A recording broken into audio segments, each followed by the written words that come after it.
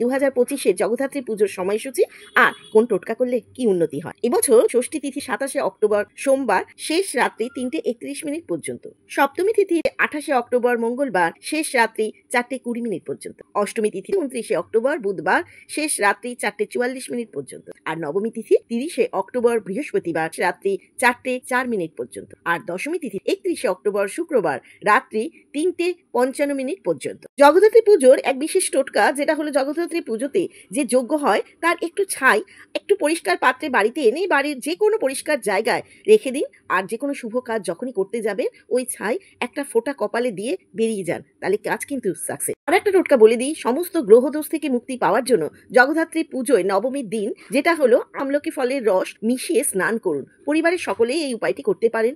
আমলকির রস বের করে নেওয়ার পর যে দানা থাকছে সেটা জলাশয় ফেলে দেবেন। এর ফলে শারীরিক ও আর্থিক অনেক উন্নতিই হবে। জয় মা জগদ্ধাত্রী।